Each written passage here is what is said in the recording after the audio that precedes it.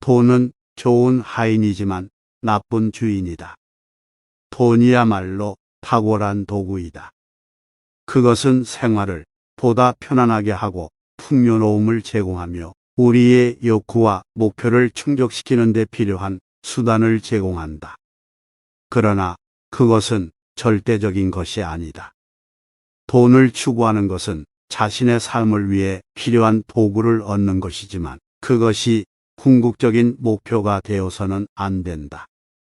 돈을 주인으로 섬기게 되면 자신의 인생과 가치를 잃어버리고 그 결과로 스스로의 행복과 풍미를 잃게 된다. 돈을 가지고 있다는 것은 그것을 지배하는 것이지 그것에게 지배당하는 것이 아니다. 따라서 돈을 통제하고 자신의 삶을 지배하는 것을 허용하지 말라. 그래서 항상 기억하라. 우리는 돈을 가지고 있지만 돈에 의해 존재하는 것이 아니다. 우리의 가치는 내면에 있으며 그것은 어떠한 물질적인 가치로도 측정될 수 없다. 삶은 단순히 재산을 축적하는 것이 아니라 의미 있는 삶을 추구하는 것이다. 고통은 현실을 보게 하는 놀라운 기적의 눈이다. 고통이란 필연적으로 존재하고 이 괴로움은 우리가 현실과 직면하도록 강요한다. 끔찍한 상황에 처하면 그때서야 우리는 인생의 실상을 보게 된다. 이는 바로 아픔의 확실한 장점이다. 그래서 고통은 우리에게 가장 깊은 자아를 깨닫게 하는 교사이다. 그것은 우리를 겸손하게 만들고 우리의 인내력을 시험하며 가장 어려운 시기에 우리의 진정한 힘을 찾게 해준다. 아픔은 우리가 얼마나 강한지, 얼마나 끈기 있는지, 그리고 얼마나 현명한지를 보여준다. 이러한 경험은 불행히도 편안함에서는 절대 얻을 수 없는 교훈을 우리에게 준다. 그러므로 아픔을 회피하려 하지 말라. 그 대신 그것을 깊이 이해하고 그것을 통해 얻은 교훈을 자신의 성장과 지혜의 원천으로 활용하라. 결국 우리는 고통 속에서 우리 자신을 더욱 분명하게 보게 되며 그것이 바로 우리가 더 큰 힘을 찾을 수 있는 장소이다. 기회는 일찍 오거나 너무 늦게 오는 것 같다. 기회는 일정한 시간표를 가지지 않는다. 우리는 종종 기회를 기다리다가 놓치거나 예상치 못한 시점에 그것을 만나게 된다. 인생이란 불확실한 여행이고 계획된 경로를 따르지 않는다. 그렇기 때문에 준비된 자세가 중요하다. 기회가 찾아오는 시점을 예측하는 것은 불가능하지만 준비된 상태에서 기다리면 그 기회를 잡을 수 있다. 기회의 발걸음은 조용하고 예측할 수 없다는 것을 잊지 말라. 우리가 할 수 있는 가장 중요한 일은 항상 준비되어 있고 기회의 소리를 들을 준비가 된 귀를 가지는 것이다. 기회가 조용히 문을 두드리면 그 두드림을 듣고 문을 열 준비가 된 자만이 그 기회를 받아들일 수 있다. 결국 그것이 성공의 차이를 만드는 요소이다. 그것이 불시에 찾아오든 예상보다 늦게 오든 상관없다. 준비된 자는 항상 기회를 만날 준비가 되어 있다. 기회는 오래 머무르지 않는다. 기회는 가볍게 다가오지만 빠르게 사라지는 경향이 있다. 그것을 이용하려면 빠르고 단호한 행동이 필요하다. 머뭇거리거나 너무 오래 고민하면 그것은 우리를 스치고 지나가 버릴 것이다. 기회는 항상 앞으로 나아가려는 용기와 함께 도착한다. 그것이 너무 빨리 사라지지 않도록 빠르게 행동하고 결정을 내려야 한다. 기회가 당신 앞에 있을 때 과감하게 행동하라. 그리고 기억하라. 누구나 실수를 할 수 있지만 기회를 놓친 것에 대한 후회는 인생에서 가장 큰 실수일 수 있다. 그러므로 당신 앞에 펼쳐진 기회를 보면 두려움을 뒤로하고 행동에 나서라. 성공을 이루는 것은 결국 주어진 기회를 얼마나 잘 활용했는가에 달려 있다. 미래는 그런 용기 있는 결정들로 만들어진다. 공경은 위장된 기회이다. 대부분의 경우 기회는 쉽게 가까이 오지 않는다. 그것은 어려움이나 도전의 가면 아래 숨어 있다. 그러나 그 고난 뒤에 숨겨져 있는 진정한 가치를 인식하는 것이 중요하다. 흔히 우리는 어려움을 회피하려고 하지만 우리가 찾는 기회는 그 어려움 속에 있다. 그래서 공경과 도전 앞에 서면 그것을 공포나 불행으로만 보지 말고 성장과 변화를 위한 기회로 보아라. 그것이 스스로를 개선하고 자신의 능력을 확장하는 데 필요한 진정한 기회일지도 모른다. 모든 어려움은 우리가 이겨낼 수 있는 잠재력을 발견하는 기회이며 우리가 더욱 강해지고 성장하도록 만들어주는 도구이다. 따라서 공경과 도전은 두려움을 느낄 일이 아니라 우리가 받아들이고 이용해야 할 기회라는 것을 잊지 말아라. 또한 우리가 처한 어려움을 단지 장애물로 보지 말고 그것을 통해 어떤 기회를 발견할 수 있을지를 생각하라. 그러면 고난의 위장 뒤에 숨겨져 있는 찬란한 기회를 잡아낼 것이다. 어떤 문제라도 3번 생각하면 풀리게 될 것이다. 문제를 직면했을 때 빠르게 답을 찾으려는 충동은 자연스럽다. 그러나 대부분의 경우 그러한 조급한 생각에서는 해결책이 나오지 않는다. 문제를 침착하게 여러 번 생각하면서 다양한 관점에서 바라보고 많은 방법을 시도하면 문제는 결국 풀리게 될 것이다. 단순히 문제의 표면을 긁는 것이 아니라 그것을 깊이 이해하고 여러 방면에서 접근하려는 노력이 필요하다. 그러므로 문제 앞에서 서두르지 말고 조용히 걸음을 멈추고 생각하는 시간을 가져야 한다. 곰곰이 생각하고 깊이 파고들고 여러 시도를 하는 것. 이것이 바로 문제 해결의 진정한 방법이다. 그 결과로 우리는 문제의 본질을 이해하고 그 해결책을 발견하게 될 것이다. 결국 참을성과 깊이 있는 생각이야말로 문제를 해결하고 우리를 성공으로 이끌어줄 가장 강력한 도구이다. 모든 창조는 파괴에서 시작된다. 새롭고 독창적인 것을 만들기 위해서는 기존의 구조를 파괴하고 그 위에 새로운 것을 구축해야 한다. 이것은 근본적인 변화를 의미한다. 우리는 편한 것에 만족하려는 경향이 있지만 우리가 성장하려면 기존의 것을 부수고 새로운 것을 만들어야 한다. 이는 불편하고 두렵지만 진정한 창조는 이런 불편함과 두려움을 견디고 그를 통해 새로운 것을 만들어내는 과정에서 나온다.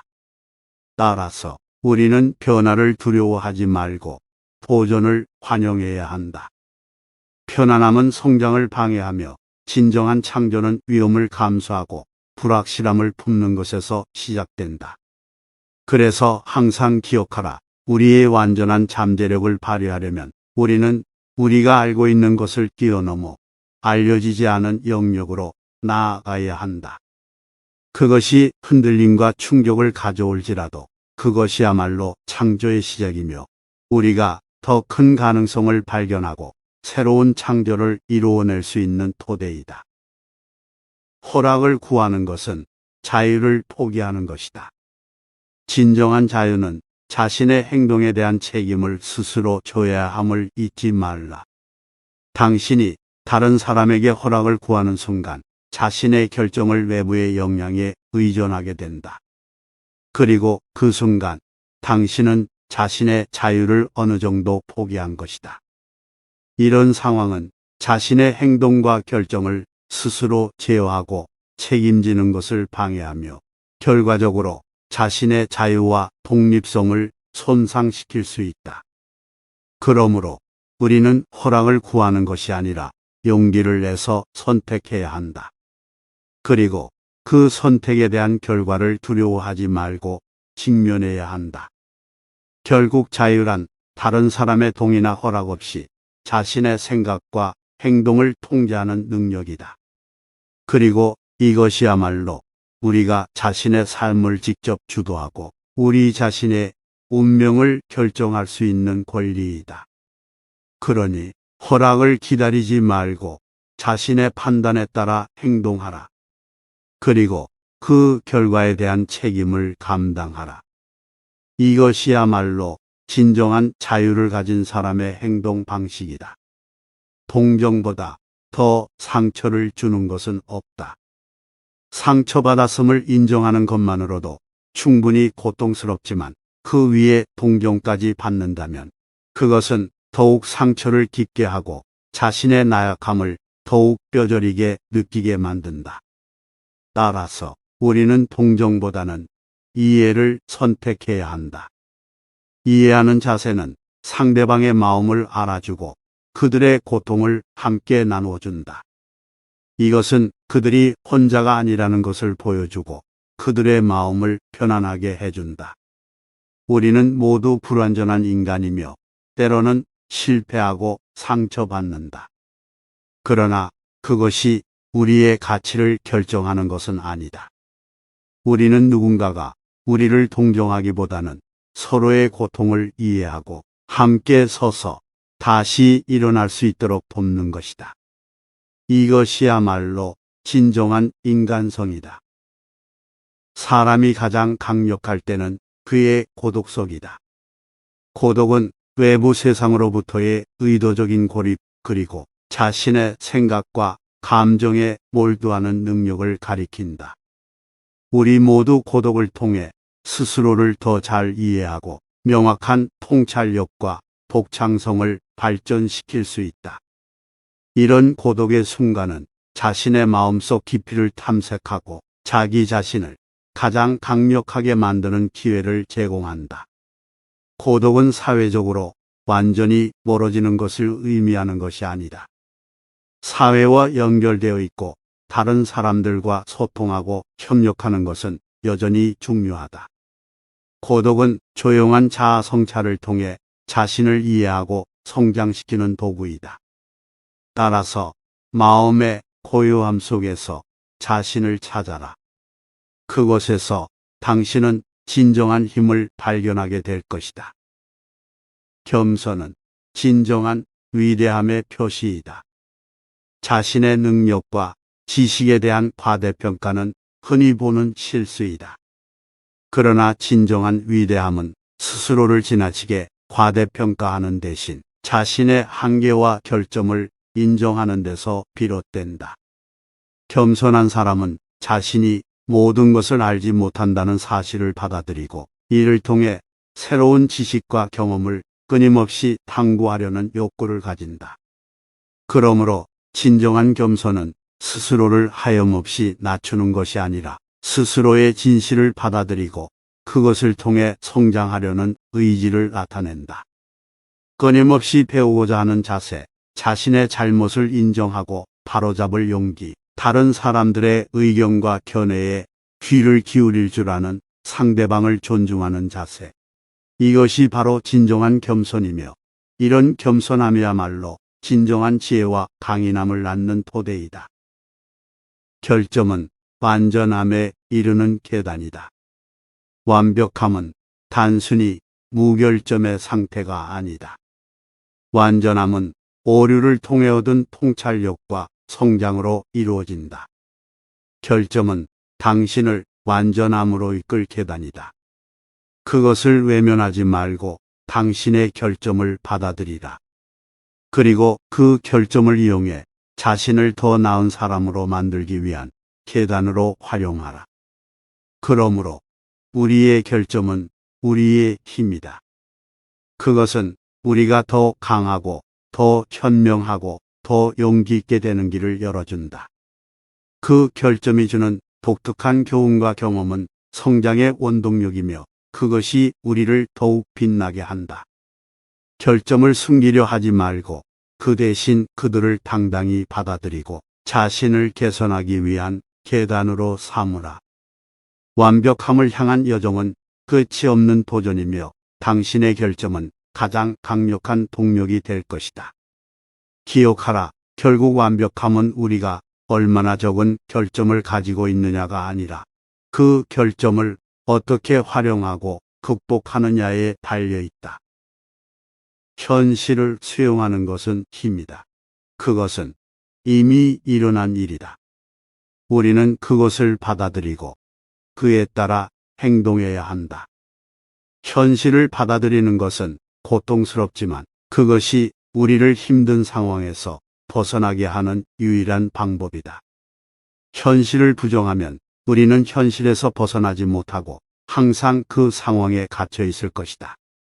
현실을 인정하고 수용하는 것은 우리가 직면한 상황을 바로잡고 성장할 수 있는 기회를 열어준다.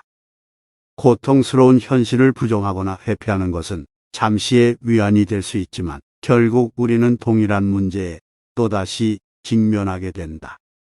반면에 현실을 용기 있게 받아들이면 우리는 그 문제를 근본적으로 해결하고 그로 인해 발전하고 성장하는 기회를 얻게 된다.